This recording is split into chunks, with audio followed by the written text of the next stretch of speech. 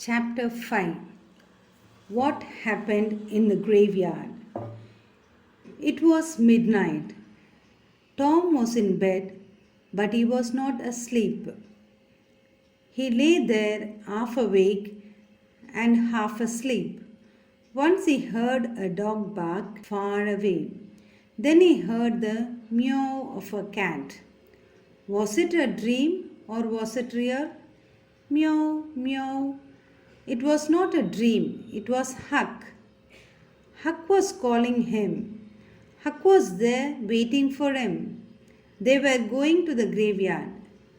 Very quickly and very quietly, Tom dressed himself. He climbed out of the window. He walked carefully along the roof. Now and then, he called, meow, meow. He jumped down to the ground. Tom and Huck then started on their walk to the graveyard.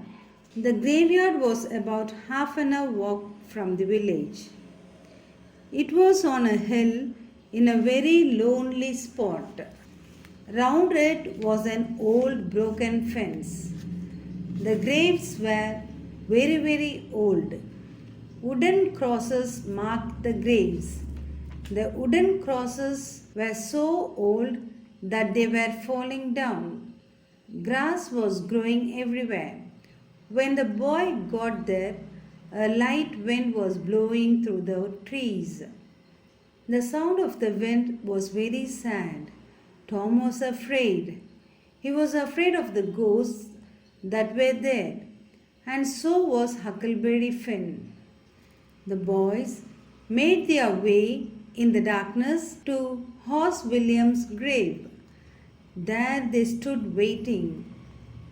I don't like this place, Tom said. Neither do I, Huck said. Do you think that Horse Williams is listening? I don't know. Maybe. Oh, Tom exclaimed suddenly. Listen, it's the ghosts. They are coming. Oh, Tom, what shall we do? Will they see us?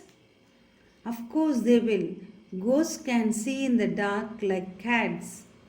Shh, keep still. Perhaps they won't notice us, Tom whispered. For a time, the two boys stood there silently. Their hearts were beating very fast. Look, look over there, whispered Tom. The ghosts, they are coming for us. They are carrying fire with them. Oh, Tom, shh. The boys saw three figures moving slowly towards them. One was carrying a lamp. They are coming. They have seen us. Tom, they'll eat us alive. Shh, shh. The figures came nearer. Tom whispered, Huck. They are men. That's Muff Potter's voice. And there's Red Joe with him. Shh. The three men had now reached Horse William's grave. They were only a few feet away from the boys who were behind some trees. They had a small cart with them. In the light of the lamp, the boys were able to see the face of the third man. It was young Dr. Robinson. Here's the grave, the doctor said. Hurry up. You must finish before the moon rises. Come on, hurry. The men started digging. They lifted the coffin out of the grave. Then they broke open the coffin and took out the dead body. They placed it in the cart and covered it. There, Muff Potter said to the doctor, we have finished, but you must give us $5 more. If you don't, we'll leave the body here. But I have already paid you, the doctor said. Now you must pay us another $5, Red Joe said. No, said the doctor. I shan't give you a single cent more. I have paid you enough already. Listen, said Red Joe. Pay us that $5 or you'll be sorry. I know you and I know your father. Your father said that I was a thief and he sent me to prison. I haven't forgotten that. I shall never forget it. Now, those $5? The doctor did not answer Red Joe. He simply knocked him down. Then Potter rushed at the doctor. The two men were soon fighting hard. Red Joe jumped up. He picked up Potter's knife, which had fallen from his belt. He waited for the right moment to strike. The doctor picked up a board from the grave. With this, he struck Potter a hard blow. Potter fell down to the ground. Then Red Joe rushed at the doctor. He struck at the doctor with Potter's knife. The knife went deep into the doctor's chest. He fell to the ground dead.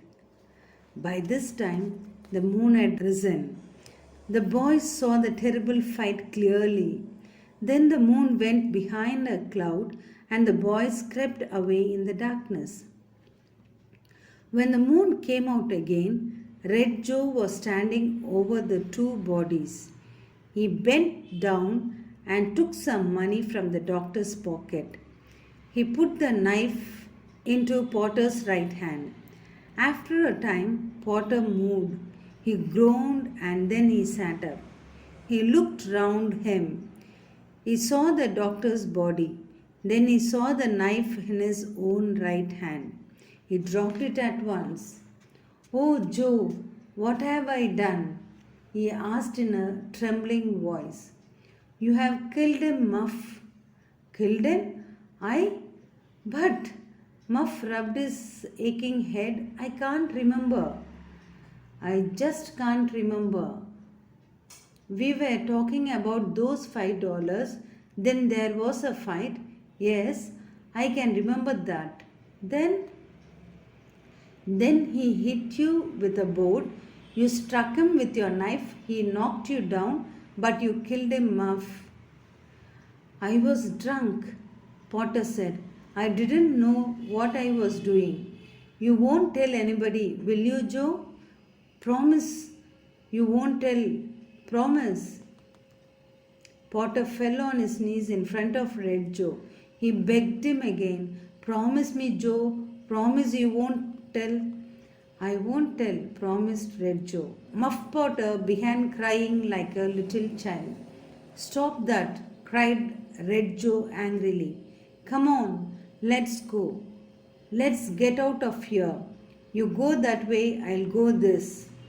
Both men ran away from the graveyard, but Potter's knife was still lying at the side of the dead doctor.